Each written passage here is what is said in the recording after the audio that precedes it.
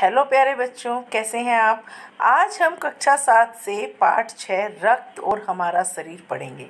इसमें हम पढ़ेंगे कि रक्त किन किन कणों से मिलकर बना है और उसका काम क्या है और उसकी कमी से हमें कौन सी बीमारी होती है। Let's start. दिव्या अनिल की छोटी बहन है। दिव्या अनिल कौन है? भाई बहन है। दिव्या यूँ तो शुरू से ही कमज़ोर है, लेकिन इधर कुछ दिनों से हर समय थकान महसूस होती है।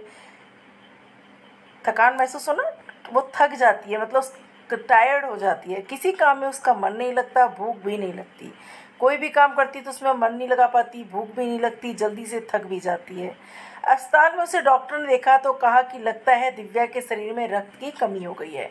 डॉक्टर ने क्या कहा, इसके जो लक्षण हैं उसको देख के लग रहा है कि इसमें खून की कमी हो गई है, रक्त खून। डॉक्टर ने रक्त की जांच के लिए उन्हें पास के कमरे में भेज दिया। अनिल को अपनी पहचान की डॉक्टर दीदी दिखाई दी। अनिल ने उन्हें बताया कि डॉक्टर ने दिव्या को रक्त खून की जांच के लिए उनके पास भेजा है। जब पास के कमरे में गए तो अनिल ने क्या देखा, जो डॉक्टर थी उनको पहले से जानता था। उनको क्या बोलता था वो? डॉक्टर दीदी।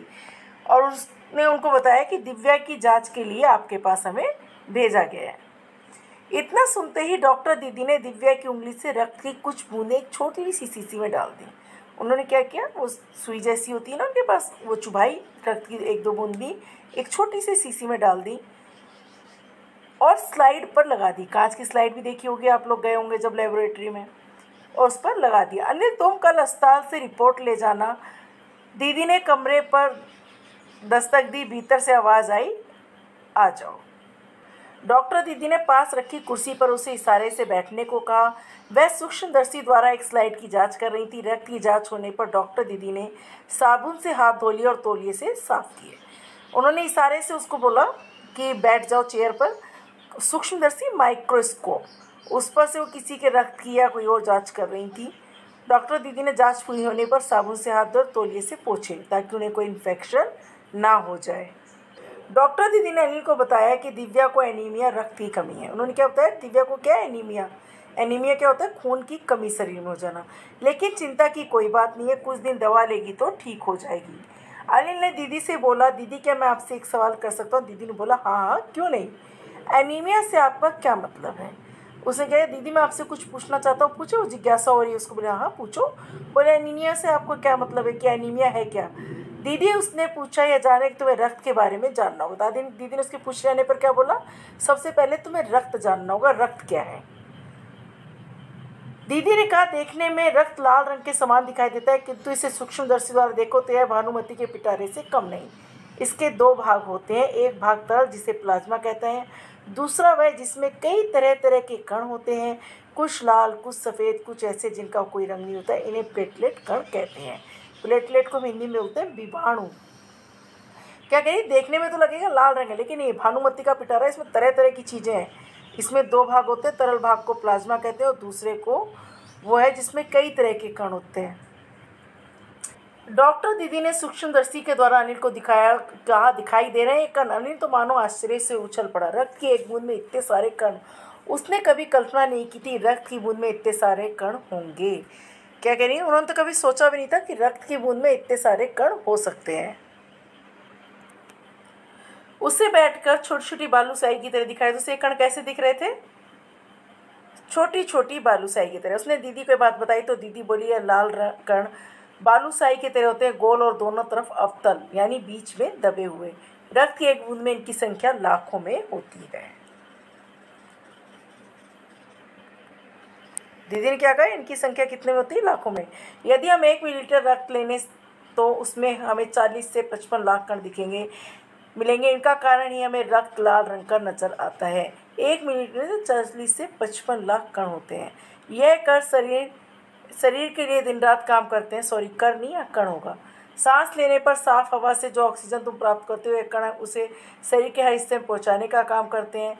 इनका लगभग 4 महीने का होता है। इनका कार्यकाल कितना होता है? 4 महीने का। 4 महीने होते होते नष्ट हो जाते हैं, लेकिन एक साथ नहीं, कुछ आज, कुछ कल, कुछ परसों, कुछ उसके बाद, धीरे धीरे नष्ट होते हैं। अनिल बोला, तब तो दीदी कुछ महीने में ही खत्म हो जाते होंगे। सुनकर दीदी मुस्कुरा उठी।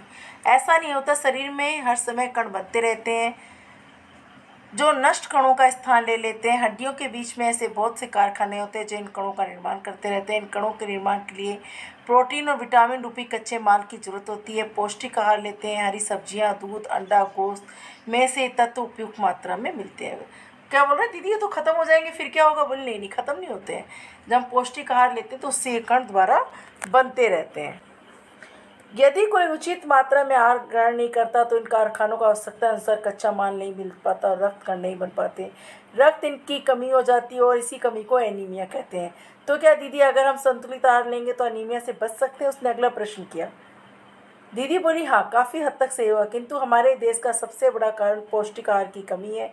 हमारे देश अभी विकसित देशों में है तो पौष्टिक आहार हर व्यक्ति को प्रॉपर नहीं मिल पाता। इसके अलावा एक और बड़ा कारण है, पेट में कीड़े और खाद्य पदार्थों द्वारा हमारे शरीर में प्रवेश करते हैं। कीड़े खाद्य पदार्थ के द्वारा हमारे शरीर में प्रवेश कर जाते हैं, या पेट में जो कीड़े होते हैं वो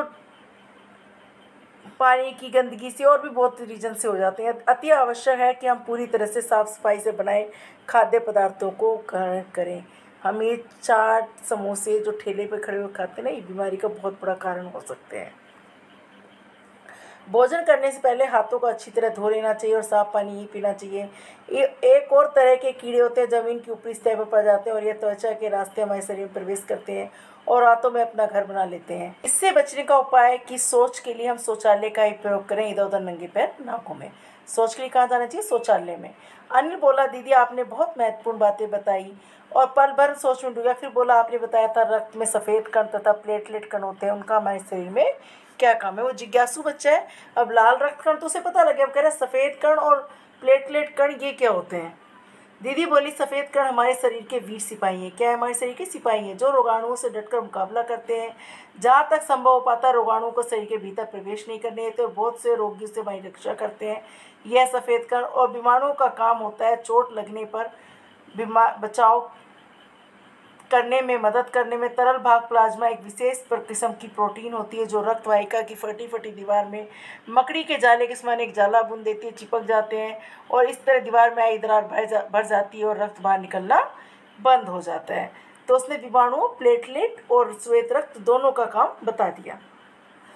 अनिल बोला, दीदी अगर घाव गहरा हो तो खून बहता ही चला जाता है। दीदी ने समझाया, ऐसे समय में व्यक्ति को जल्दी से डॉक्टर के पास ले जाना चाहिए। ऐसी स्थिति से निपटने के लिए कुछ टाँके भी लगाने पड़ सकते हैं, किंतु डॉक्टर के पास पहुंचने तक समय में चोट के स्थान पर कसकर साफ कपड़ा बांध देना चाहिए। अनिल बोला, दीदी अगर घाव गहरा हो तो खून बहता ही चला जाता है। दीदी ने समझाया कि ऐसे समय व्यक्ति को जल्दी से डॉक्टर के पास ले जाना चाहिए।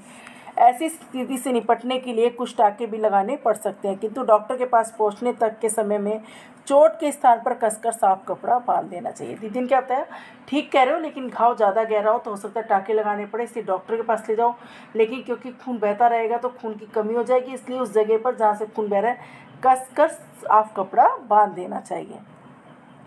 दवा पड़ने से रक्त का बहना कम हो जाता है और अधिक रक्त बह जाए तो उससे रक्त चढ़ाने की ज़रूरत ही पड़ती है।